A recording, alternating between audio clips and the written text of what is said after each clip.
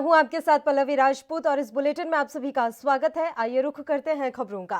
कृषि कानून के मसले पर सरकार और किसान संगठनों के बीच 7वें दौर की बातचीत खत्म हुई। ये बैठक दिल्ली के विज्ञान भवन में हुई, जिसमें 40 किसान संगठनों ने हिस्सा लिया। इस बार की बातचीत में 4 प्रस्ताव में से 2 पर रजामंदी हो गई है। एमएसपी और कानून वापसी पर 4 जनवरी को फिर से बातचीत होगी। वहीं तब तक किसान अपना आंदोलन जारी रखेंगे। तो ये अहम जानकारी हम आप तक पहुंचा रहे हैं। आज किसान संगठनों और सरकार के बीच 5 घंटे से ज्यादा समय तक ये बातचीत हुई है। 7वें दौर की ये बातचीत रही, जो कि खत्म हो गई है। ये बैठक दिल्ली के विज्ञान भवन में हुई, जिसमें 40 किसान संगठनों ने हिस्सा लिया। इस बार की बातचीत में 4 प्रस्ताव में से 2 पर रजामंदी हो गई है। वहीं एमएसपी और कानून वापसी पर 4 जनवरी को फिर से बातचीत होगी और इस दौरान तक किसान अपना आंदोलन जारी रखेंगे।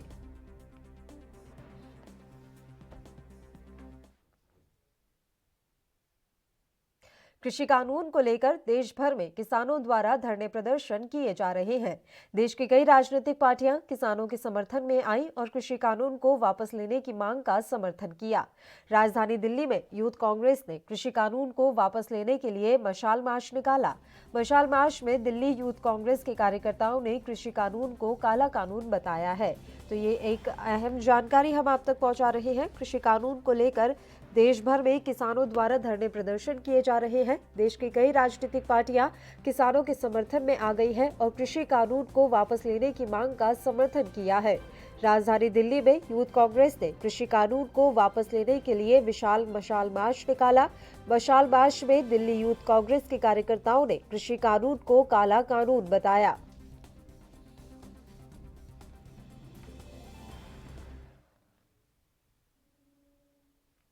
अरुणाचल प्रदेश में हुई एक सियासी घटना से बिहार की राजनीति में उबाल है। सत्ताधारी और विपक्षी दलों के नेताओं की तरफ से आ रहे बयानों से चर्चाओं का दौर जारी है।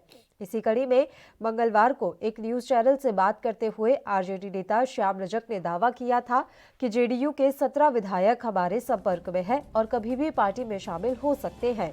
श्याम रजक के बयान पर बिहार के मुख्यमंत्री नीतीश कुमार ने अपनी चुप्पी तोड़ दी है और इन दावों को सिरे से खारिज कर दिया है।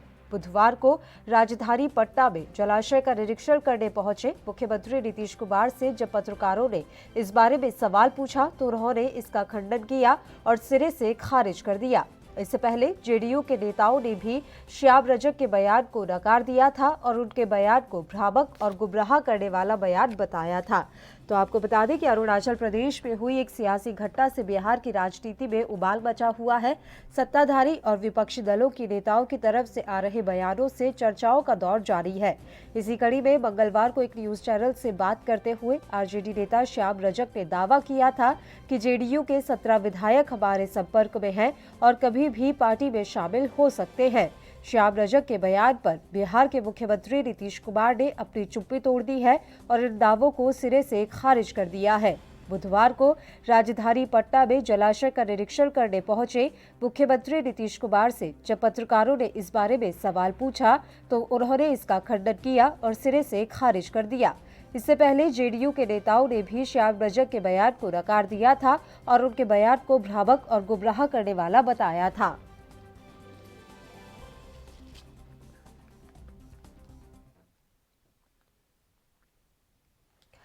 मुंबई पुलिस ने कहा है कि इस साल कोई भी न्यू ईयर पार्टी आयोजित करने की अनुमति नहीं दी जा रही है। कोरोना वायरस के चलते मुंबई पुलिस ने 31 दिसंबर और आने वाले साल के लिए भीड़ के जमा होने पर प्रतिबंध लगाने के लिए निर्देश तैयार कर लिए हैं।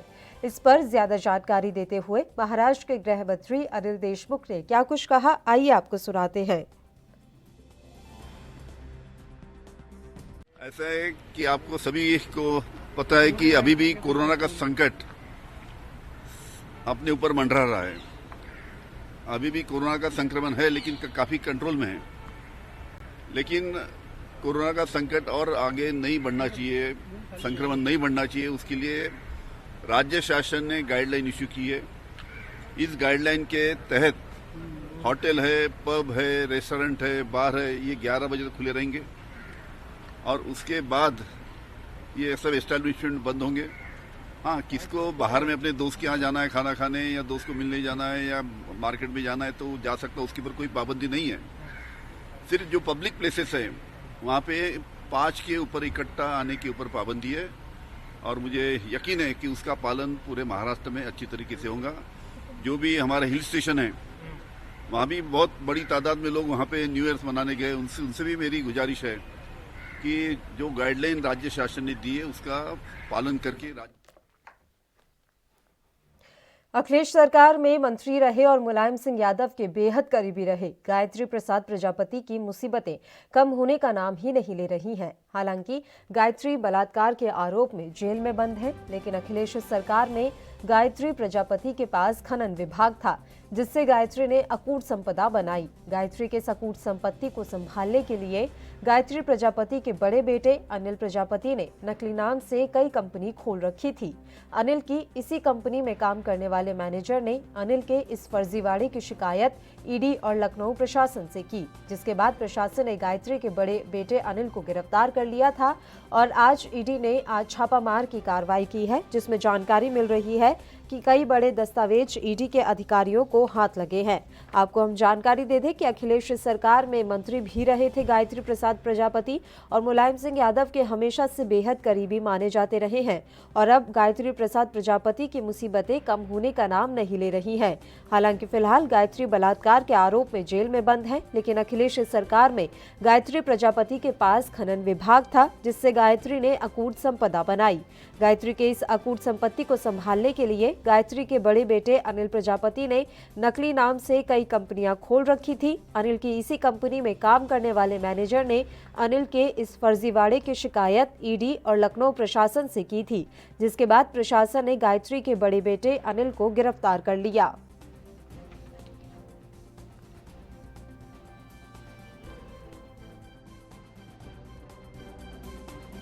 हम लोग ईडी से हैं, ये मनी लॉन्ड्रिंग एक्ट के अंतर्गत हम लोगों ने किया है यहाँ पे छापेमारी। बाकी चीज़ें प्रेस रिलीज में आपको पता चलेगी। सर ये कौन थे, किसके घर पे छापामारी आपने की है? अब ये चीज़ें डिटेल आपको पता चल जाएगा, हम लोग ऑथराइज नहीं बताने की। सर कितने घंटे की छापेमारी चली होगी, क्या कुछ पॉजिटिव रहा? रामनगरी अयोध्या में सरयू तट पर कोरियाई महारानी के स्मृति पार्क भारत और दक्षिण कोरिया के संबंधों को मजबूत करेगी।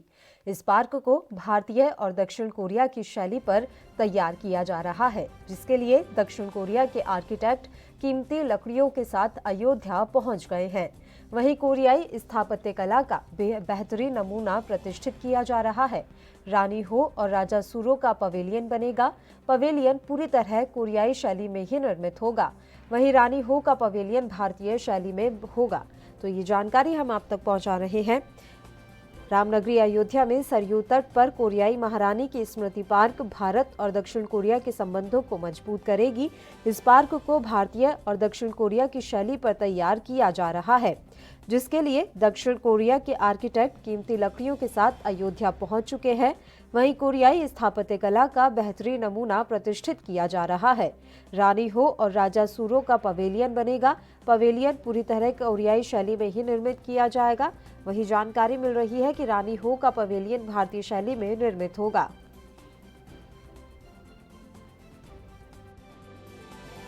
यहाँ पे देखिए, पहला तो ये थीम बेस्ड पार्क है यहाँ पे, जो यहाँ की अयोध्या की जो थी, वहाँ पे साउथ कोरिया की जो रानी थी पहली, वो अयोध्या की थी।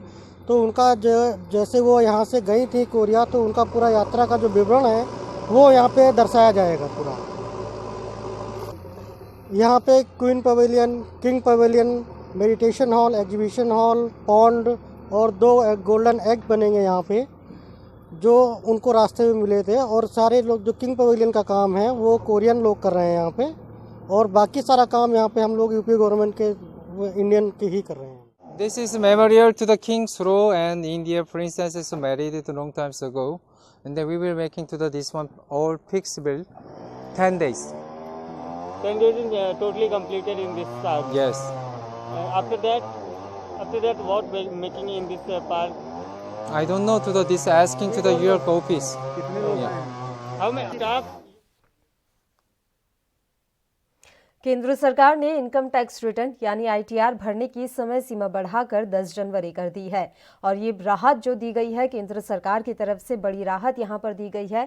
आईटीआर भरने की समय सीमा को बढ़ाकर अब 10 जनवरी कर दिया गया है। वित्त वर्ष 2019-20 का आईटीआर भरने की समय सीमा 31 दिसंबर को समाप्त हो रही थी। आयकर विभाग के अनुसार अभी तक 4.5 करोड़ से ज्यादा लोग आयकर रिटर्न भर चुके हैं। हालांकि कोरोना काल में इतने लंबे वक्त तक रिटर्न भरने की छूट मिलने के बावजूद आखिरी वक्त आईटीआर भरने की होड़ मची हुई है। रोजाना 6 से 7 लाख रिटर्न भरे जा रहे हैं। आयकर विभाग ने आईटीआर भरने की समय सीमा बढ़ाने की यह जानकारी दी। रिटर्न भरने की पहले समय सीमा 31 जुलाई थी, लेकिन कोरोना काल में तमाम अड़चनों को देखते हुए इसे पहले 31 अक्टूबर किया गया और फिर बढ़ाकर 31 दिसंबर तक कर दिया गया। हालांकि जिन कंपनियों के आईटीआर का ऑडिट अनिवार्य है, उनके लिए पहले ही समय सीमा 31 जनवरी तक थी। इसे बढ़ाकर 15 फरवरी तक कर दिया गया है। तो ये बड़ी जानकारी, आईटीआर भरने की समय सीमा बढ़ा दी गई है, 10 जनवरी कर दी गई है।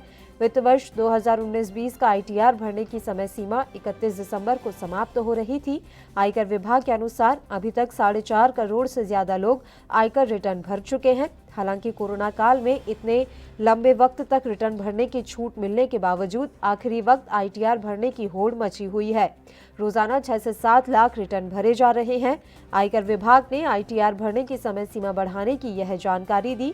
आपको बता दें कि रिटर्न भरने की पहले समय सीमा 31 जुलाई थी, लेकिन कोरोना काल में तमाम अड़चनों को देखते हुए इसे पहले 31 अक्टूबर किया गया और फिर बढ़ाकर 31 दिसंबर कर दिया गया। हालांकि जिन कंपनियों का आईटीआर का ऑडिट अनिवार्य है, उनके लिए पहले ही समय सीमा 31 जनवरी तक थी। अब इसे बढ़ाकर 15 फरवरी तक कर दिया गया है।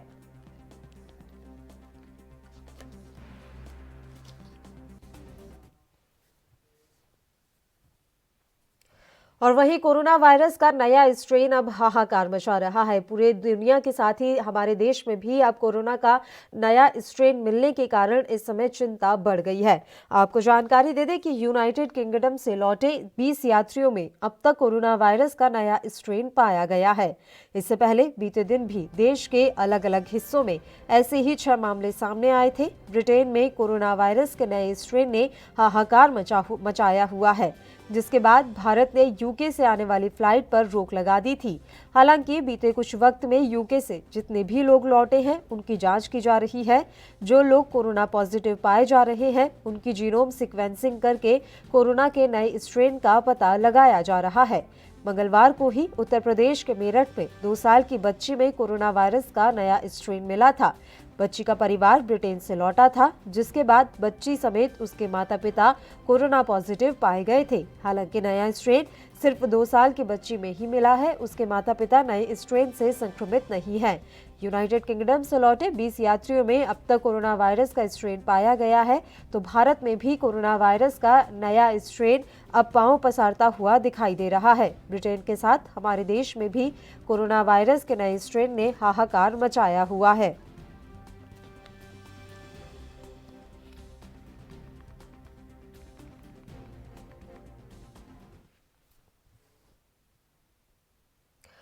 ब्रिटेन वाले कोरोना वायरस से सावधान होने का वक्त आ चुका है, क्योंकि ब्रिटेन और यूरोपीय देशों को संक्रमित करने वाला कोरोना वायरस का नया स्ट्रेन अब भारत में भी जमकर पांव पसारता हुआ दिख रहा है। इस वायरस को लेकर खुद डॉक्टर मनोज कुमार से सुनिए तमाम जानकारी। कॉन्स्टेंटली म्यूटेट होते रहते हैं। खास करके आरएनए वायरस में म्यूटेशंस जो है डीएनए वायरस से ज़्यादा होती है। SARS-CoV-2 एक आरएनए वायरस है, तो यहाँ भी म्यूटेशन हो रहा है। यूके वेरिएंट्स में यूके में करीब करीब 2 दर्जन म्यूटेशंस आइडेंटिफाई हुए हैं, जिसमें 8 म्यूटेशंस जो हैं वो स्पाइक प्रोटीन से रिलेटेड हैं। तो ये म्यूटेशंस संभवतः, और ऐसा देखा गया है कि ट्रांसमिसिबिलिटी को बढ़ा रहे हैं। तो आप ये मानिए कि इसमें जो 70% ट्रांसमिशन रेट जो है वायरस का बढ़ जाता है। खास करके N501Y स्ट्रेन है, उसमें तो प्रूफ हुआ है कि इसमें ये 70% ज़्यादा ट्रांसमिसिबल है। तो एक चिंता का विषय है, और ये वायरस का स्ट्रेन इंडिया भी पहुंच चुका है। और आपने देखा होगा कि 6 जो आइडेंटिफाई हुए हैं जीनोम मैपिंग के बाद, उसमें से 3 बेंगलोर के लैब से, 2 हैदराबाद के लैब से और 1 पुणे के लैब से। तो ये एक चिंता का विषय है। एक फ्रेश पैंडेमिक स्टार्ट हो सकता है। हालांकि सरकार ने उचित समय पर फ्लाइट्स भी बंद कर दिए हैं और प्रॉपर कॉन्टैक्ट ट्रेसिंग, सबकी RT-PCR होने के बाद जो पॉजिटिव आ रहे हैं उनका जीनोम मैपिंग हो रहा है, तो इस तरीके से इसको रोका भी जा सकता है। राष्ट्रपति रामनाथ कोविंद ने आज डिजिटल गवर्नेंस के क्षेत्र में उल्लेखनीय कार्य करने वाले लोगों का सम्मान किया। राष्ट्रपति कोविंद ने आज डिजिटल इंडिया पुरस्कार प्रदान किए। इस दौरान राष्ट्रपति कोविंद ने कहा कि डिजिटल इंडिया अवार्ड्स नागरिकों को उनकी आकांक्षाओं को प्राप्त करने और भारत को डिजिटल महाशक्ति बनाने के लिए सशक्त बनाने के लिए सरकार के समग्र दृष्टिकोण को दर्शाता है। राष्ट्रपति रामनाथ कोविंद वीडियो कॉन्फ्रेंसिंग के माध्यम से डिजिटल इंडिया अवार्ड 2020 में शामिल हुए। इस दौरान राष्ट्रपति कोविंद ने कहा कि ये साल अब समाप्त होने वाला है और हमें उम्मीद है कि महामारी भी जल्द ही समाप्त हो जाएगी। उन्होंने आगे कहा कि यह कहना अतिशयोक्ति नहीं होगी कि कोरोना वायरस ने सामाजिक संबंधों, आर्थिक गतिविधियों, स्वास्थ्य देखभाल, शिक्षा और जीवन के कई अन्य पहलुओं के मामले में दुनिया को बदल कर रख दिया है। तो राष्ट्रपति रामनाथ कोविंद ने आज डिजिटल गवर्नेंस क्षेत्र में उल्लेखनीय कार्य करने वाले लोगों का सम्मान किया। राष्ट्रपति कोविंद ने आज डिजिटल इंडिया पुरस्कार प्रदान किए। इस दौरान राष्ट्रपति कोविंद ने कहा कि डिजिटल इंडिया अवार्ड्स नागरिकों को उनकी आकांक्षाओं को प्राप्त करने और भारत को डिजिटल महाशक्ति बनाने के लिए सशक्त बनाने का सरकार के समग्र दृष्टिकोण को दर्शाता है। राष्ट्रपति रामनाथ कोविंद वीडियो कॉन्फ्रेंसिंग के माध्यम से डिजिटल इंडिया अवार्ड 2020 में शामिल हुए।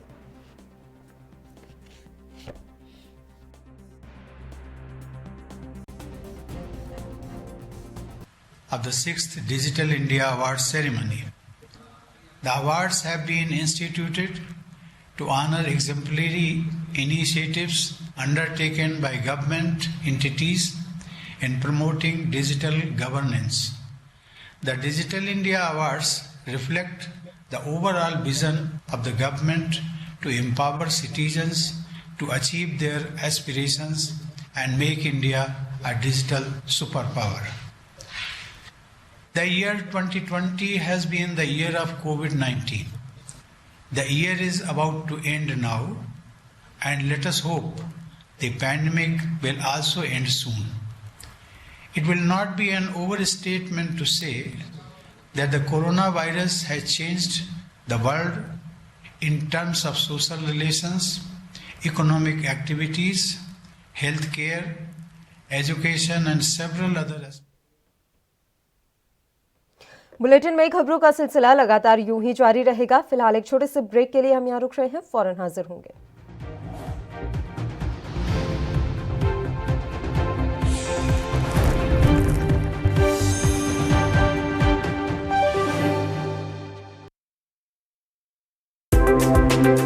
ANP न्यूज की एक विनम्र अपील।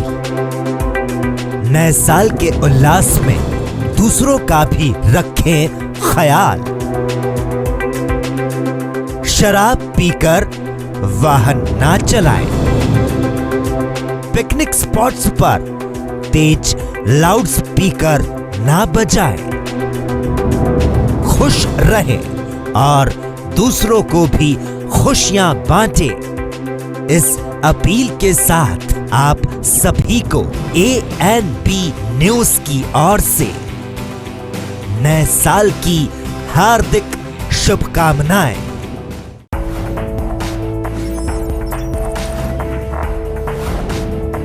कम ब्रेक और ज्यादा खबरों के साथ देखिए ANP news in channel number पर।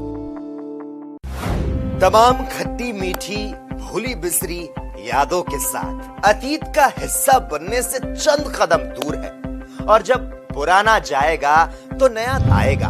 और खबरों की दुनिया में साल कभी नहीं गुजरते, रात कभी नहीं होती, क्योंकि खबरें कभी नहीं सोती। नई ऊर्जा, नई आशा और नए उत्साह के साथ नए साल में भी सुबह की ताजगी से लेकर देर रात तक की हर हलचल तक ताजा खबरों की सौगात।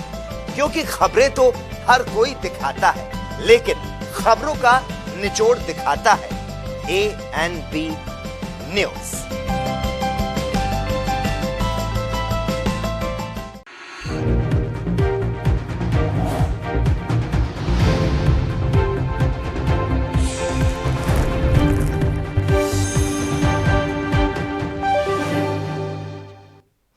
ब्रेक के बाद एक बार फिर से आप सभी का स्वागत है। बढ़ते हैं खबरों की ओर। भारतीय जनता पार्टी ने बुधवार को दिल्ली के शाहीन बाग में नागरिकता संशोधन कानून के खिलाफ आंदोलन में फायरिंग कर चर्चा में आए कपिल गुर्जर उर्फ कपिल बैसला को पार्टी सदस्यता पार्टी में शामिल होने के कुछ घंटे बाद ही रद्द कर दी। कपिल गुर्जर उर्फ कपिल बैसला बुधवार को भारतीय जनता पार्टी में शामिल हुए थे। हालांकि मीडिया में खबर दिखाए जाने के बाद बीजेपी ने कपिल गुर्जर की सदस्यता रद्द कर दी। कपिल के बीजेपी में शामिल किए जाने पर विपक्षी दलों की ओर से हमला शुरू कर दिया गया था।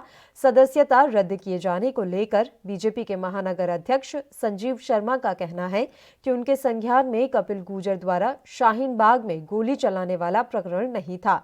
हालांकि मामला जानकारी में आते ही कपिल गुर्जर की सदस्यता रद्द कर दी गई।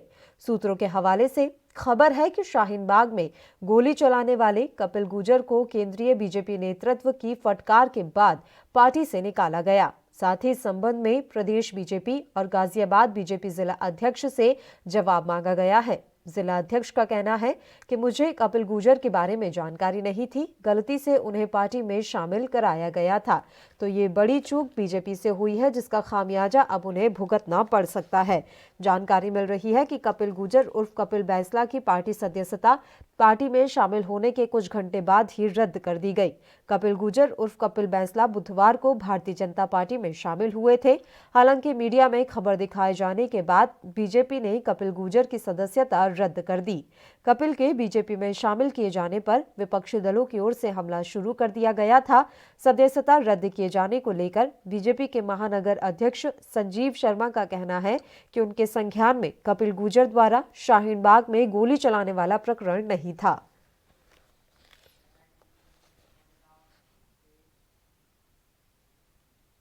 पूरे देश में नए साल की तैयारियां जोर शोर से चल रही हैं। हर कोई 2021 का बेसब्री से इंतजार कर रहा है।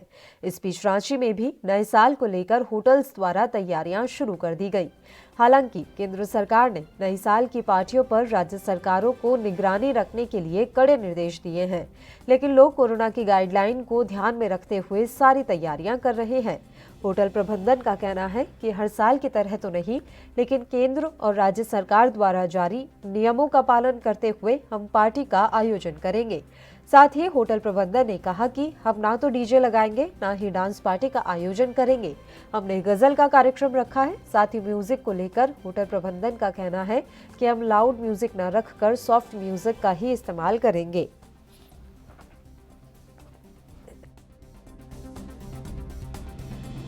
अभी गवर्नमेंट का गाइडलाइन है, local government, central government and WHO का, वो हम लोग फॉलो कर रहे हैं थ्रू आउट द। अभी जो वेडिंग सीजन था उसमें भी किए हैं। अभी हम लोगों ने फूड फेस्टिवल ऑर्गेनाइज किया है, उसमें भी कर रहे हैं। 31 को लेकर स्पेशली मतलब थोड़ा प्रिकॉशन लेना है, जो गवर्नमेंट बोल रही है तो हम लोग ले ही रहे हैं। इस पर कोई किसी टाइप का कोई सेलिब्रेशन नहीं कर रहे हम लोग। बुफे हम लोग लेआउट करेंगे, डीजे नहीं लगाएंगे इस बार। हमारे यहाँ गजल का गुजरात के भरूच से भारतीय जनता पार्टी के सांसद मनसुख वसावा को मना लिया गया है। मुख्यमंत्री विजय रूपाणी से मुलाकात के बाद मनसुख वसावा वापस अपना इस्तीफा लेने का फैसला कर चुके हैं। दोनों नेताओं की करीब 45 मिनट तक मीटिंग चली, जिसके बाद मनसुख वसावा ने बीजेपी छोड़ने का अपना निर्णय वापस ले लिया। मनसुख वसावा ने बीमारी को वजह बताते हुए पार्टी से अपना इस्तीफा दिया था। वसावा ने ये फैसला ऐसे वक्त में लिया था जब पिछले 1 महीने से वो इको सेंसिटिव जोन और आदिवासी लड़कियों की खरीद फरोख्त को लेकर चिट्ठी लिख रहे थे। दूसरी तरफ ये भी माना जा रहा था कि मनसुख वसावा ने एक IAS अधिकारी से नाराजगी के चलते इस्तीफा देने का फैसला लिया था। फिलहाल बीजेपी के लिए राहत की बात यह है कि मनसुख वसावा को मना लिया गया है। मुख्यमंत्री विजय रूपाणी से मुलाकात के बाद मनसुख वसावा ने अपना इस्तीफा वापस लेने का फैसला कर लिया है। दोनों नेताओं की करीब 45 मिनट तक मीटिंग चली, जिसके बाद मनसुख वसावा ने बीजेपी छोड़ने का अपना निर्णय वापस ले लिया।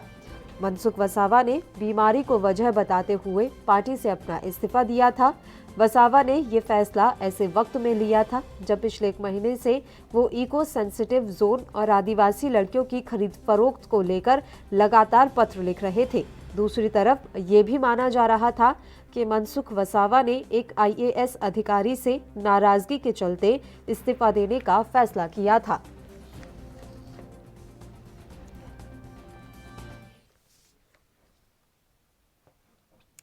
वार्षिक तीर्थ यात्रा की दूसरे चरण की शुरुआत करते हुए बुधवार की शाम को भगवान अयप्पा मंदिर को मकराविल्लाक्कू उत्सव के लिए खोल दिया गया। हालांकि मंदिर के मुख्य पुजारी कोविड-19 के 3 मरीजों के संपर्क में आने के बाद स्वयं पृथकवास में चले गए हैं। मंदिर का प्रबंधन करने वाले त्रावणकोर देवस्व ओम बोर्ड के अधिकारियों ने बताया कि हालांकि मंदिर के कपाट बुधवार शाम 5 बजे से ही खोल दिए गए, लेकिन श्रद्धालुओं को दर्शन की अनुमति बृहस्पतिवार की सुबह से मिलेगी। मकराविल्लाक्कू उत्सव 14 जनवरी को पड़ेगा और मंदिर 20 जनवरी को बंद हो जाएगा। बोर्ड के अधिकारियों के अनुसार मुख्य पुजारी वीके जयराजन पोट्टी मंगलवार से स्वपृथकवास में चले गए हैं। उन्होंने बताया कि उनके करीबी संपर्क वालों में से 3 लोगों के कोरोना वायरस से संक्रमित होने की पुष्टि हुई है। वह सबरीमाला में ही पृथकवास में है। फिलहाल मंदिर की दैनिक पूजा पर इसका कोई प्रभाव नहीं होगा।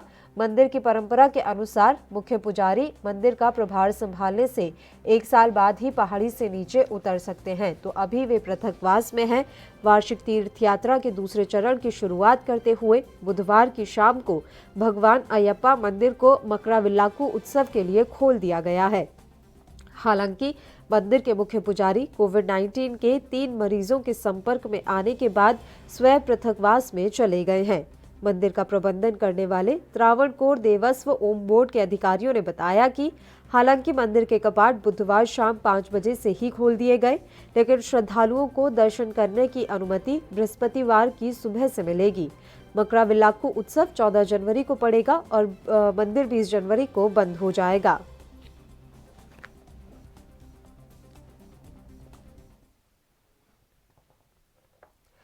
आंध्र प्रदेश के मुख्यमंत्री वाईएस जगनमोहन रेड्डी ने कहा कि नवरत्नालु पेदलादरिकी इल्लू योजना के अंतर्गत गुंकलाम में 397 एकड़ भूमि में लेआउट बनाया गया है।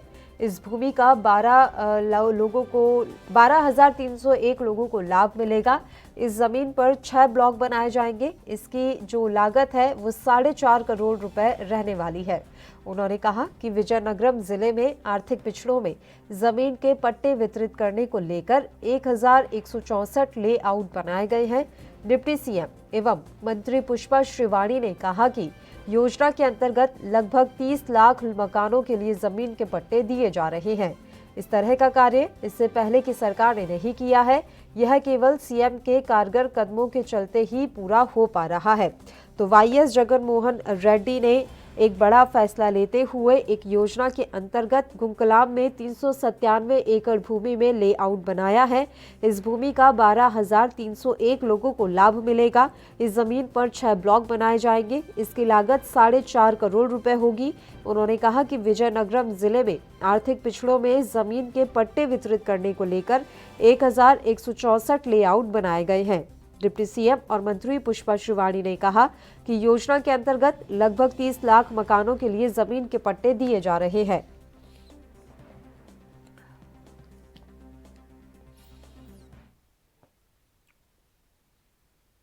राष्ट्रपति डोनाल्ड ट्रंप अमेरिकी चुनाव में अपनी हार मानने को तैयार नहीं है। डोनाल्ड ट्रंप लगातार सुप्रीम कोर्ट में अलग अलग राज्यों के चुनाव नतीजों को चुनौती दे रहे हैं। विस्कॉन्सिन राज्य को लेकर केस खारिज होने के बाद ट्रंप एक बार फिर कोर्ट से सुनवाई की मांग कर रहे हैं। ट्रंप ने अमेरिका के सुप्रीम कोर्ट से विस्कॉन्सिन राज्य के चुनावी नतीजों को चुनौती देने वाली याचिका पर सुनवाई करने का अनुरोध किया है। राष्ट्रपति पद के लिए हुए चुनाव में ट्रंप को इस राज्य में डेमोक्रेटिक पार्टी के उम्मीदवार जो बाइडेन के हाथों 21,000 वोटों से हार का सामना करना पड़ा था, जिसके बाद ट्रंप के प्रचार अभियान दल ने राज्य के सुप्रीम कोर्ट में याचिका दायर कर डेन और मिलवॉकी काउंटी के 2,21,000 से अधिक मतों को रद्द करने की अपील की थी।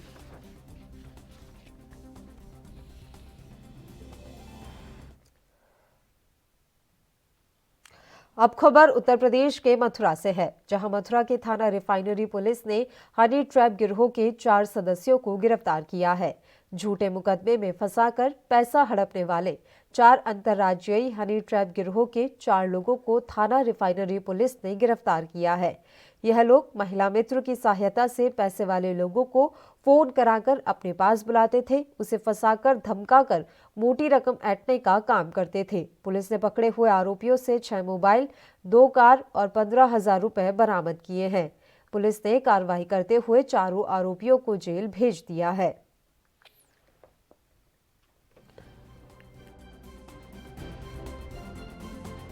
थाना रिफाइनरी पुलिस द्वारा एक अंतर्राज्यीय हनी ट्रैप गिरोह को गिरफ्तार किया गया है, जिनके द्वारा महिलाओं के माध्यम से कुछ लोगों को जानकारी करके जिनके पास पैसे होते हैं उनका फ़ोन नंबर लेकर उनको फ़ोन कराया जाता है।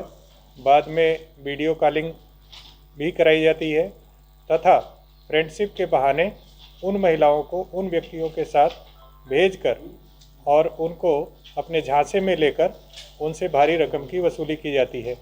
इस प्रकार का एक प्रयास थाना रिफाइनरी क्षेत्र में इसी गिरोह द्वारा किया गया, जिसमें पुलिस को समय से जानकारी मिल गई।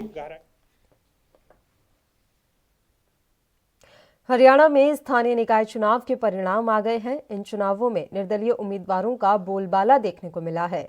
रेवाड़ी नगर परिषद में कई निर्दलीय उम्मीदवारों ने बीजेपी कांग्रेस के उम्मीदवारों को पटखनी देते हुए बाजी मारी, लेकिन एक निर्दलीय प्रत्याशी की जीत की खुशी तब कम हो गई जब उसके साथ मारपीट की गई। रेवाड़ी नगर परिषद के वार्ड 24 से निर्दलीय उम्मीदवार नीरज जीतकर माथा टेकने मंदिर जा रहे थे। इसी दौरान उनके साथ मारपीट की गई। इस हमले में कई लोग लहूलुहान हो गए। नीरज का आरोप है कि हारे हुए भाजपा प्रत्याशी ने उन पर हमला करवाया है। पीड़ित ने इसकी शिकायत पुलिस को कर दी है। तो ये जानकारी हरियाणा के रेवाड़ी से हम आप तक पहुंचा रहे हैं, जहां एक निर्दलीय प्रत्याशी के साथ मारपीट की गई है। दरअसल हरियाणा में स्थानीय निकाय चुनाव के परिणाम आ चुके हैं। इन चुनावों में निर्दलीय उम्मीदवारों का बोलबाला देखने को मिला है। रेवाड़ी नगर परिषद में कई निर्दलीय उम्मीदवारों ने बीजेपी कांग्रेस के उम्मीदवारों को पटखनी देते हुए बाजी मारी, लेकिन एक निर्दलीय प्रत्याशी की जीत की खुशी तब कम हो गई जब उसके साथ मारपीट की गई।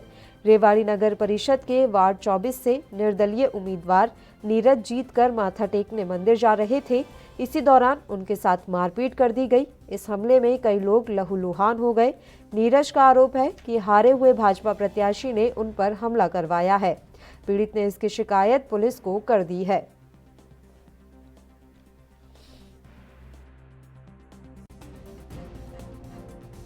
सर, जीत होने के बाद जैसे मैं घर पहुंचा तो मैं मंदिर के लिए निकला था। हाँ जी सर, तो मैं मंदिर के लिए निकला था पूजा अर्चना के लिए।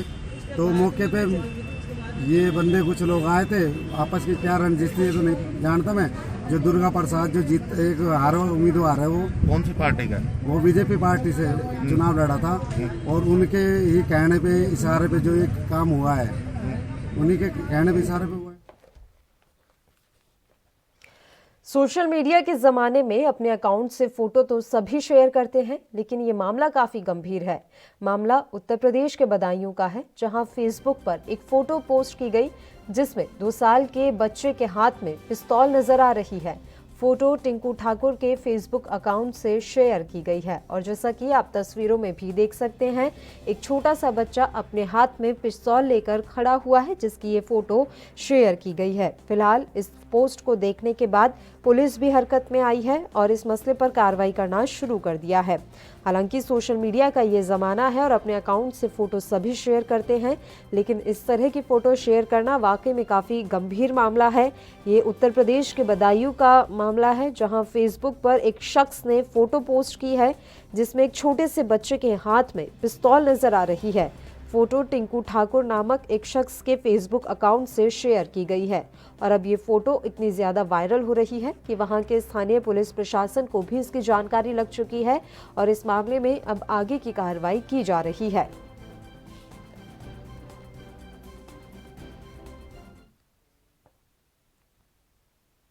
राजस्थान के चित्तौड़गढ़ के गांव पठोली में ग्रामीणों ने सिंचाई को लेकर आई एक बड़ी परेशानी के चलते जिला कलेक्टर परिसर में जमकर नारेबाजी की। दरअसल जिंक प्लांट द्वारा सिंचाई के प्रमुख साधन बेड़च नदी में एसिड युक्त पानी छोड़े जाने के कारण किसानों को सिंचाई में परेशानी का सामना करना पड़ रहा है। ग्रामवासियों ने आरोप लगाया कि फैक्ट्री द्वारा बेड़च नदी में एसिड युक्त पानी छोड़ा जा रहा है, जिसके चलते बेडश नदी के अनिकट से होता हुआ यह दूषित पानी उनके गांव तक पहुंच रहा है, जिससे उनके गांव में सिंचाई के लिए उपयोग में लिया जाने वाला पानी दूषित हो रहा है और उनकी फसलें चौपट हो रही हैं। ग्रामवासियों ने जिला प्रशासन को आगाह किया है और कहा है कि 7 दिनों के अंदर दूषित पानी छोड़ने से रोकने के लिए पाबंद नहीं किया गया तो हम सभी एक आंदोलन करने पर मजबूर हो जाएंगे।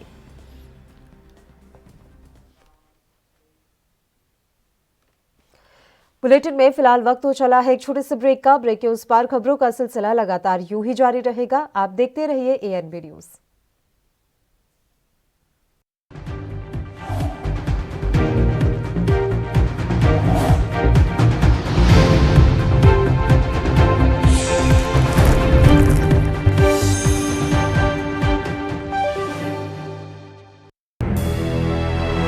लखनऊ से लेकर चंडीगढ़ तक, मुंबई से लेकर रायपुर तक, क्या है राजनीति की हलचल, क्या है समाज का मिजाज।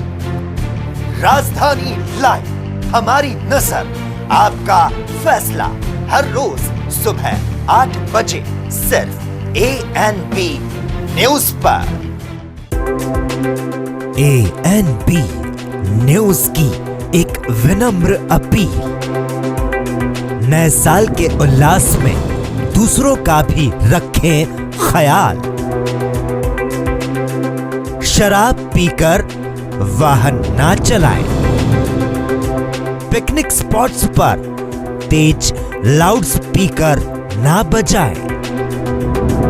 खुश रहें और दूसरों को भी खुशियां बांटें।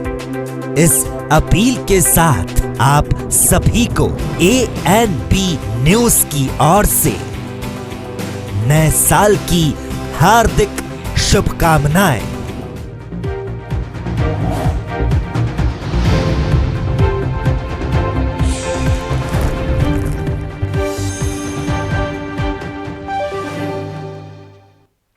ब्रेक के बाद एक बार फिर से आप सभी का स्वागत है। बढ़ते हैं खबरों की ओर। देश और प्रदेश सरकार के लिए एक और किसान आंदोलन सिरदर्द का कारण बना हुआ है। वहीं दूसरी ओर कोरोना के कारण बंद पड़े स्कूलों को लेकर दक्षिण हरियाणा के प्राइवेट स्कूल एसोसिएशन ने 1ली से 8वीं कक्षा तक के लिए स्कूल खोलने के लिए सड़कों पर प्रदर्शन किया। साथ ही डीसी के माध्यम से मुख्यमंत्री के नाम ज्ञापन सौंपा। प्राइवेट स्कूल एसोसिएशन ने प्रधान चंद्र सिंह शर्मा ने बताया कि कोरोना काल में स्कूल बंद होने से उनकी आर्थिक स्थिति चरमरा गई है। दूसरी तरफ बच्चों का भविष्य भी दांव पर लगा हुआ है। उन्होंने कहा, जिस तरह से सरकार ने 9वीं से 12वीं तक के छात्रों के लिए स्कूल खोले हैं, उसी तरह अब 1ली से 8वीं कक्षा तक के छात्रों के लिए स्कूल खोले जाने चाहिए। इतना ही नहीं, सरकार को चेतावनी देते हुए कहा गया है कि यदि सरकार ने 4 जनवरी तक कोई फैसला नहीं लिया तो प्राइवेट स्कूल एसोसिएशन तमाम 22 जिलों के प्राइवेट स्कूल संचालकों के साथ निर्णय लेकर कोई बड़ा कदम उठाएगा।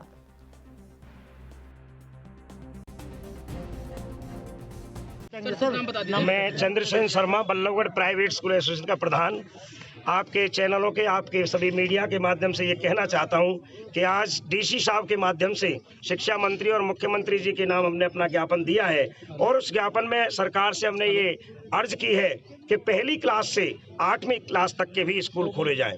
इसलिए अर्ज किया है कि पहले हमने ज्ञापन दिया था तो सरकार ने 9वीं क्लास से 12वीं तक के हमारे स्कूल खोल दिए गए थे। आज हम चाहते हैं कि बच्चों का 10 महीने से जो ऑनलाइन क्लासेस ले रहे थे उसके माध्यम से उतना रिवीजन नहीं हो पाया। यदि 2 महीने 3 महीने इस सेशन में जनवरी फरवरी में स्कूल खोल दिए जाए तो इनका रिवीजन हो जाएगा, अच्छे से एग्जाम दे पाएंगे और ये अगली क्लासों में जा पाएंगे। कितने जिले के जो है यहाँ पे शिक्षाविद इकट्ठे हुए थे, कौन कौन लोग हैं जो कहाँ से आए, थोड़ा बताओ। देखिए, आज इस association Ballabhgarh private school association के माध्यम से हमने 26 तारीख को एक कॉल दी थी जिसमें मेवात, नूहू, महेंद्रगढ़, नारनौल, रेवाड़ी, गुड़गांव सभी जिलों में ये ज्ञापन दिया जा रहा है। और आज फरीदाबाद के माध्यम से सभी फरीदाबाद के शिक्षाविद, चाहे वो हरियाणा बोर्ड से हैं चाहे वो सीबीएसई बोर्ड से हैं, सभी मेरे शिक्षाविद लगभग 200 की संख्या में आपको दिखाई दे रहे हैं। ये लोग यहाँ आए हैं। मैं ये कहना चाहता हूँ आपके माध्यम से सरकार से कि ये सब सरकार का नेशन बिल्डिंग का काम करते हैं, राष्ट्र निर्माण का काम करते हैं, जो सरकार को शिक्षा देनी चाहिए वो ये काम करते हैं। तो मैं आपके चैनल के माध्यम से बच्चों के भविष्य को, पेरेंट्स को भी, सरकार स्कूल नहीं खोलती है मानती तो है। उसमें सोशल डिस्टेंस वगैरह यूज फॉलो कर पाएंगे? उसका हम आपके चैनल के माध्यम से ये कहना चाहते हैं कि हमारे सभी स्कूल संचालक पहले से ही सारे बच्चों को सैनिटाइज करते हैं, विद्यालय को सैनिटाइज करते हैं, आने जाने का पूरा ध्यान रखा जाता है, लंच नहीं होता है, 2-3 घंटे के लिए बच्चे आते हैं। और फिर मैं कहना चाहता हूँ, बहुत मेरा अच्छा मीडिया है फरीदाबाद का, कि पिछली मीटिंग में कहा था कि किसी प्राइवेट स्कूल में ये हमारा सौभाग्य है कि कोई एक केस पॉजिटिव नहीं निकला। तो हम आपसे ये आग्रह करते हैं। सरकार आपकी बात नहीं मानती है, सरकार बात नहीं मानती है तो क्या निर्णय लिया जाएगा स्कूल एसोसिएशन की ओर से, या बिल आप जो है मजबूर हो जाएंगे स्कूल खोलने के लिए? क्या ऐसा कोई निर्णय लिया जाएगा? देखिए, आज हमने 4 तारीख की डेडलाइन इसमें दी है, अपील की है सरकार से, और 6 जिलों के जो हमारे एसोसिएशन के प्रतिनिधि हैं वो यही बात रख रहे हैं, एक सा ही ज्ञापन है कि सरकार 4 तारीख से 4 जनवरी से हमारे स्कूलों को खोले, और यदि इसमें कहीं सरकार की तरफ से कोताही रही तो हम 4 तारीख के बाद, अभी 6 थे, और 22 जिलों की एक संयुक्त मीटिंग बुला करके और किसी भी अगले स्टेप के लिए घोषणा करेंगे और इन स्कूलों के खोलने। झांसी जिले के बबीना थाना क्षेत्र में गोला फटने से 2 लोग इसकी चपेट में आ गए, जिसमें एक की मौत हो गई और दूसरे की हालत गंभीर है। सूचना मिलते ही थाने की पुलिस मौके पर पहुंची और घायल को उपचार के लिए अस्पताल में भर्ती कराया। बबीना थाना प्रभारी के अनुसार यहां रहने वाले 2 युवकों को सेना का एक गोला मिला था, जिसे वह ले गए और उसे स्क्रैप निकालने का प्रयास करने लगे। इसी दौरान गोला फट गया। बता दें कि बबीना थाना क्षेत्र का अधिकांश इलाका सैन्य क्षेत्र है, जहां परीक्षण के दौरान कई बार गोले मिस हो जाते हैं, और ऐसा ही एक गोला बबीना थाना क्षेत्र के इन निवासियों के हाथ लग गया, जिसके फटने से 2 लोग इसकी चपेट में आ गए। एक की मौत हो गई और दूसरे की हालत गंभीर बताई जा रही है। बबीना थाना प्रभारी के अनुसार यहां रहने वाले 2 युवकों को सेना का एक गोला मिला था, जिसे वह ले गए और उससे स्क्रैप निकालने का प्रयास करने लगे। इस दौरान गोला फट गया। बता दें कि बबीना थाना क्षेत्र का अधिकांश इलाका सैनिक क्षेत्र है, जहां परीक्षण के दौरान कई बार गोले मिस हो जाते हैं।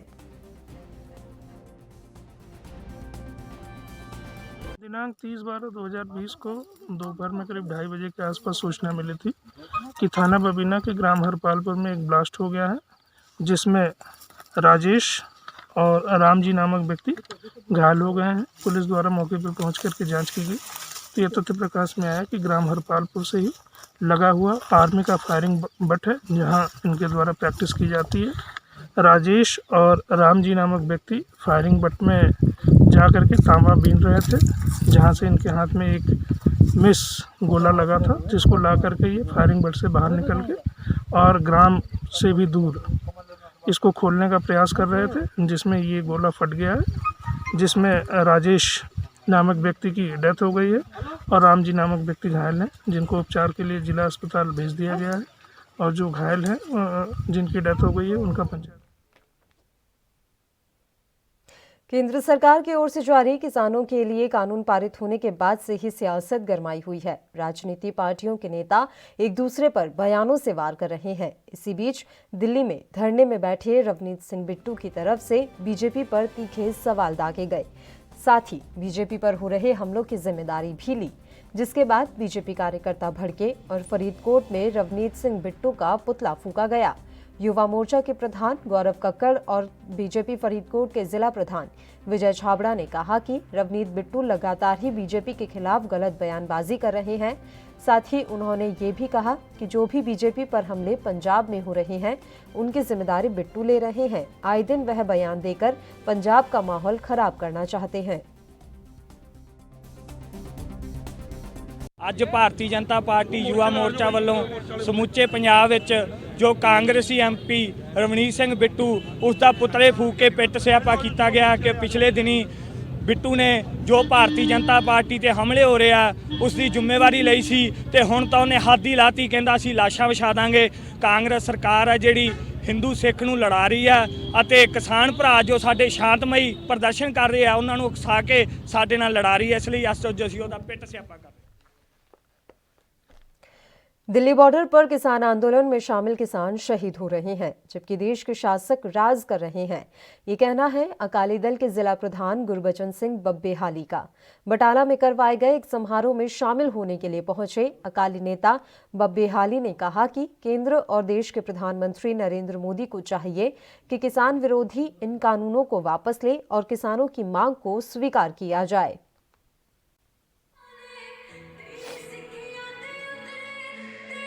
ਉਹ ਮਾੜੀ ਗੱਲ ਹੈ ਜਿਹੜੀ ਧਰਨੇ ਤੇ ਵੇਖੋ ਪਹਿਲਾਂ ਵੀ ਕਿਸਾਨ ਜਿਹੜੇ ਨੇ ਉੱਥੇ ਸ਼ਹੀਦ ਹੋ ਰਹੇ ਨੇ ਤੇ ਮੋਦੀ ਸਾਹਿਬ ਨੂੰ ਜੋ ਕਿਸਾਨਾਂ ਦੀ ਮੰਗ ਆ ਇਹ ਮੇਰੇ ਪੰਜਾਬ ਦੀ ਨਹੀਂ ਆ, ਇਸ ਵੇਲੇ ਸਾਰੇ ਦੇਸ਼ ਤੇ ਵਰਲਡ ਲੈਵਲ ਦੀ ਗੱਲ ਬਣ ਗਈ ਆ। ਉਹਨਾਂ ਨੂੰ ਚਾਹੀਦਾ ਇਹ ਕਾਲੇ ਕਾਨੂੰਨ ਜਿਹੜੇ ਆ ਉਹ ਕੈਂਸਲ ਕਰਨੇ ਚਾਹੀਦੇ ਨੇ ਤਾਂ ਜੋ ਜੇ ਕਿਸਾਨੀ ਵੱਜਦੀ ਆ ਤੇ ਸਾਰੇ ਵਰਗਾਂ ਦਾ ਭਲਾ ਹੁੰਦਾ। ਵਪਾਰੀ ਵੀ ਖੁਸ਼ਹਾਲ ਹੋਏਗਾ, ਮਜ਼ਦੂਰੀ ਹੋਏਗਾ। ਜੇ ਕਿਸਾਨ ਘਾਟੇ 'ਚ ਜਾਂਦਾ ਤੇ ਸਾਰੇ ਵਰਗ ਜਿਹੜੇ ਨੇ ਉਹ ਮਾਯੂਸ ਹੋਣਗੇ। ਇਸ ਕਰਕੇ ਉਹਨਾਂ ਨੂੰ ਇਹ ਕਾਲੇ ਕਾਨੂੰਨ ਜਿਹੜੇ ਕੈਂਸਲ ਕਰ ਦੇਣੇ ਚਾਹੀਦੇ ਨੇ। ਆਪਣੀ ਉਹਨਾਂ ਨੂੰ ਜਿੱਦ ਛੱਡ ਦੇਣੀ ਚਾਹੀਦੀ ਹੈ। ਜੇ ਕੋਈ ਗਲਤੀ ਦੇ ਨਾਲ ਕੋਈ ਪਾਸ ਹੋ ਚੁੱਕਾ ਕੋਈ ਬਿੱਲ ਕੋਈ ਪਾਰਲੀਮੈਂਟ ਵਿੱਚ ਤੇ ਉਹ ਕੈਂਸਲ ਕਰ ਦੇਣਾ ਚਾਹੀਦਾ। ਇਹ ਜਿਹੜੀਆਂ ਸਰਕਾਰਾਂ ਹੁੰਦੀਆਂ ਨੇ ਇਹ ਦੋ ਕਿੱਤ ਦੇ ਫੈਸਲੇ ਕਰਦੀਆਂ ਨੇ, ਲੋਕਾਂ ਦੀ ਚੁਣੀਆਂ ਹੋਈਆਂ ਨੇ। ਜੇ ਲੋਕ ਮੰਗ ਕਰਦੇ ਨੇ ਤਾਂ ਉਹਨੇ ਕਾਲੇ ਕਾਨੂੰਨ ਕੈਂਸਲ ਕਰ ਦੇਣੇ ਚਾਹੀਦੇ ਨੇ। ਬੜੀ ਉੱਥੇ ਠੰਡ गुरदासपुर के कलानौर में बुधवार सुबह 6 बजे के करीब बीएसएफ के 89 बटालियन के जवानों ने पाकिस्तानी तस्कर की ओर से भारतीय क्षेत्र में फेंकी गई 10 पैकेट हेरोइन और 3 पिस्टल 6 मैगजीन बरामद किए हैं। सूत्रों से मिली जानकारी के अनुसार बीएसएफ के जवानों ने सरहद पर लगाई गई कंटीली तार के पास बुधवार सुबह कुछ हरकत देखी। इस दौरान ड्यूटी पर तैनात बीएसएफ जवानों ने गोलियां भी चलाई और बाद में सर्च अभियान किया तो 10 पैकेट हेरोइन 3 पिस्टल से मैगजीन बरामद किए गए। पाकिस्तानी तस्करों ने हेरोइन के पैकेट और पिस्टल कटीली तार के ऊपर से भारतीय क्षेत्र में फेंके थे। बीएसएफ की ओर से इस क्षेत्र में सर्च अभियान किया जा रहा है।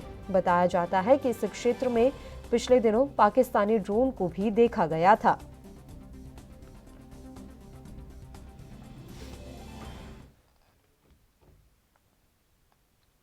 यूपी के महोबा में दिन दहाड़े अपहरण की वारदात को पुलिस की सजगता ने नाकाम कर दिया। महोबा क्षेत्र में रहने वाले बार एसोसिएशन के पूर्व अध्यक्ष और वर्तमान उत्तर प्रदेश के मुख्य सचिव के परिवार से ताल्लुक रखने वाले अधिवक्ता का उन्हीं के परिवार के ही लोगों ने अपहरण करने का प्रयास किया।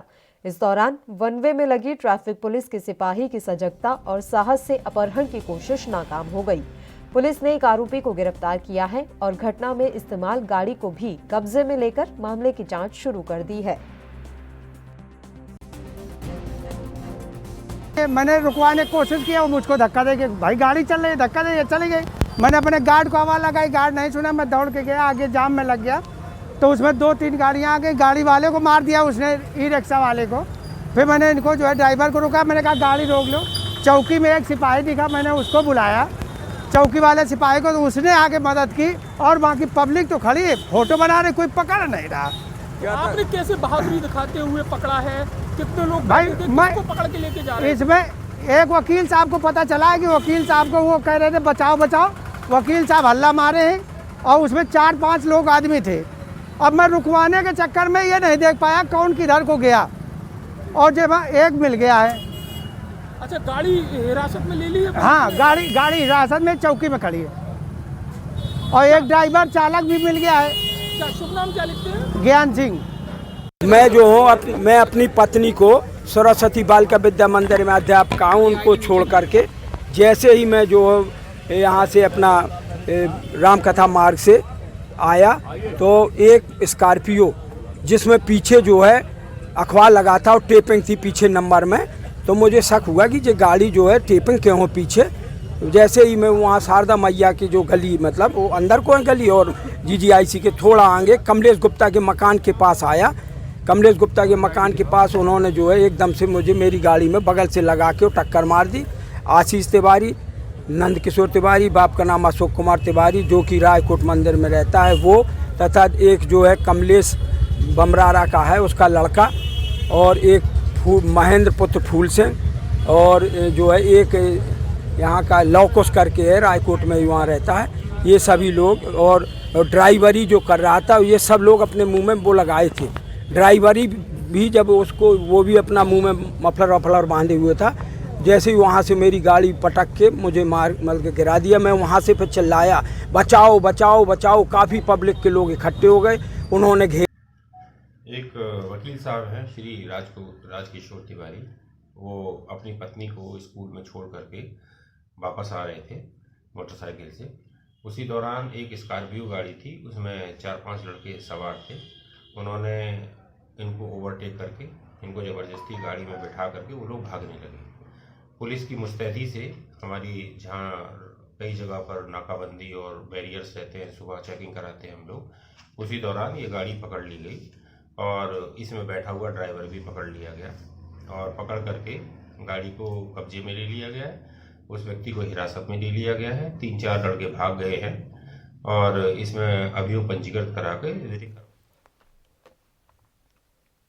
राजस्थान के कोटा के बोरावास रेंज में नारसिंह माता का मंदिर है। यह कोटा के रावत भाटा रोड पर स्थित है। यहां नवरात्र में बड़ी संख्या में भक्त आते हैं, लेकिन इस बार लॉकडाउन के चलते प्रवेश पर रोक है। बोरावास के वन विभाग के सुरक्षा कर्मियों ने बताया कि यहां बड़ी संख्या में यात्री आते थे, लेकिन कोरोना महामारी के चलते यहां कोई इक्का दुक्का श्रद्धालु माता के दर्शन के लिए आ जाते हैं। कुछ तो बाहर से ही मत्था टेक मन्नतें मांगकर यहां से आगे निकल जाते हैं। श्रद्धालु आते हैं लेकिन बेचारे निराश होकर वापस लौट जाते हैं। ये क्या, जैसे मुकुंदरा में इसमें आ गया नेशनल पार्क में, तो ये तो नहीं तो वहाँ पे कुछ जीर्णोद्धार करने देते हैं, और जैसे कोई आता है तो उनको बाहर से वापस निकाल देते हैं, जाने नहीं देते हैं या चार्ज लगाने लग गए। मतलब जैसे आम पब्लिक यहाँ की जो लोकल पब्लिक भी वैसे ही पहले जैसे दर्शन करने जाते थे, घूम फिरते थे, पिकनिक स्पॉट है बढ़िया, पिकनिक लोग बाग रसोई पानी करने, वो सारी चीज़ें वो सब इन्होंने बंद हो चुकी है आजकल। कहा जाता है यहाँ पर मन्नतें पूरी होती हैं माता जी। बहुत पुराना मंदिर है साहब, बहुत पुराना मंदिर है, और सच्ची श्रद्धा से अगर कोई भक्ति करता है तो उनकी मन्नत भी पूरी होती है। शेर वगैरह भी आते हैं, शेर वाला। हाँ, शेर का तो पता नहीं कि रहे नहीं, आसपास जंगल में बाकी भेड़िए वगैरह, सियार, लोमड़ी, रीछ। कहा जाता है ये माता के मंदिर आते हैं पैंतर वगैरह। हाँ, पैंतर वगैरह तो है, जंगल में आते हैं, जंगल में मंदिर ऐसा आएगा, इसी का जाएंगे। पब्लिक का आना जाना वैसे ही बंद कर दिया तो आते हैं जानवर वहाँ पे पैंतर। केंद्र सरकार के कृषि कानून के विरोध में किसानों का संघर्ष लगातार जारी है। पंजाब के बरनाला में लगातार 10वें दिन किसानों ने भूख हड़ताल जारी रखी। किसानों की 3 महीने से सुनवाई न करने पर किसानों ने केंद्र सरकार के विरोध में जमकर नारेबाजी की। साथ ही किसानों ने कहा कि किसानों के हौसले बुलंद हैं और खेती कानून रद्द करवाकर ही हम इस संघर्ष को खत्म करेंगे।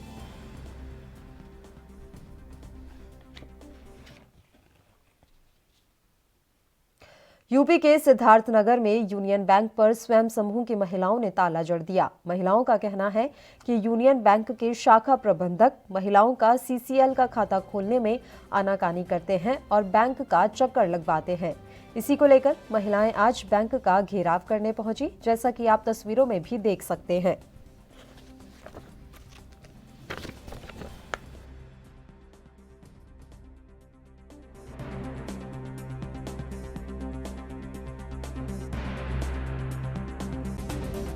ये हमारा सीसीएल का जो है खाता नहीं खोल रहा है, काफ़ी दिन से परेशान हो, लेकिन सीसीएल का खाता नहीं खोल रहे हैं। हम लोग को चक्कर लगा लगा के परेशान हो गए हैं। कभी आपने मैनेजर साहब से बात की है? बिल्कुल बात की है। तो मैनेजर ने आपको क्या आश्वासन दिया, क्या कहें आपको? कहते हैं कर देंगे, आइए अगले हफ्ते आइए, 4 दिन बाद आइए, 6 दिन बाद आइए।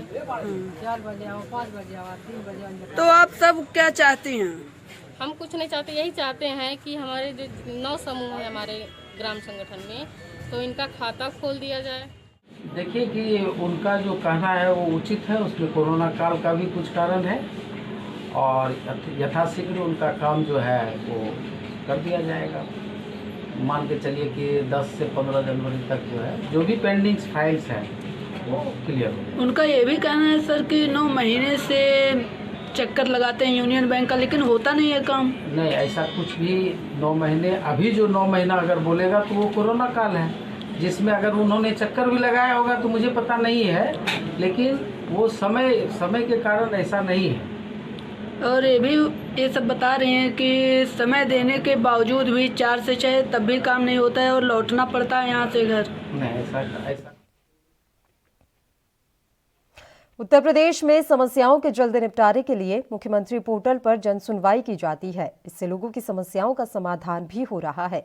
लेकिन कुछ दिनों पहले तक जन सुनवाई के मामले में प्रथम आने वाला जालौन जिला अब लगातार पिछड़ता जा रहा है, जिस कारण अपर जिलाधिकारी प्रमोद कुमार सिंह ने सभी प्रशासनिक अधिकारियों के साथ विभागों के अधिकारियों और कर्मचारियों की बैठक बुलाई, जिसमें मुख्यमंत्री जन सुनवाई से जुड़े मामलों को समय सीमा के अंदर शिकायतों का निस्तारण कर आगे के लिए कार्रवाई करने के सख्त निर्देश दिए।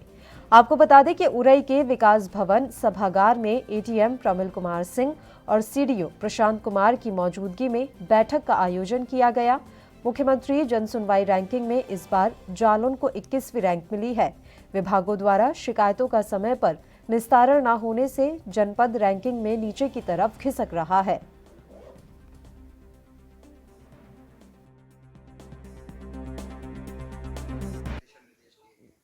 शासन द्वारा आईजीआरएस के मामले को बहुत महत्व दिया जा रहा है, जिसके दृष्टिगत सभी अधिकारियों और संबंधित को बुलाया गया था। उनकी बैठक की गई और उनको निर्देशित किया गया कि समयबद्ध, गुणवत्तापूर्ण और शिकायतकर्ता को कोरोना की रोकथाम के संबंध में उच्चतम न्यायालय के आदेशों की जिले में अनुपालना कराने के लिए जिला कलेक्टर ने अधिकारियों को दिशा निर्देश दिए। इस कड़ी में पर्यटन नगरी जैसलमेर में नए साल में किए जाने वाले समारोह में एक साथ इकट्ठा होने पर पूरी तरह से रोक लगा दी है। बता दें कि रात 8 बजे से 1 जनवरी को 6 बजे रात तक कर्फ्यू लागू रहेगा और इन क्षेत्रों में बाजार रात 7 बजे बंद कर दिए जाएंगे। इस दौरान पुलिस अधीक्षक राकेश ने बताया कि सरकार की गाइडलाइन के अनुसार 1 लाख की आबादी से अधिक आबादी वाले शहरों में होने के कारण नए साल पर जैसलमेर में भी कर्फ्यू रहेगा।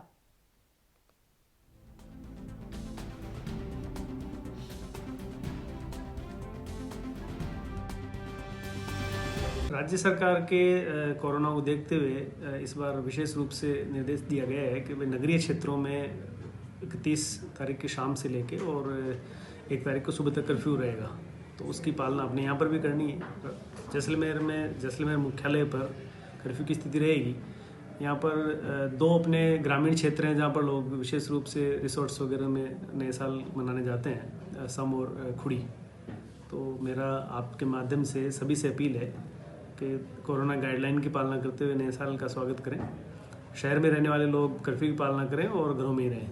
कोई व्यक्ति अगर शहर से बाहर जाता है नए साल के उसमें, तो फिर वो सुबह ही आए, रात्रि को आने का प्रयास नहीं करे, अन्यथा कर्फ्यू की वजह से उनको दिक्कत हो सकती है। क्या सर टाइमिंग रहेगी कर्फ्यू की, या क्या संदेश रहेगा?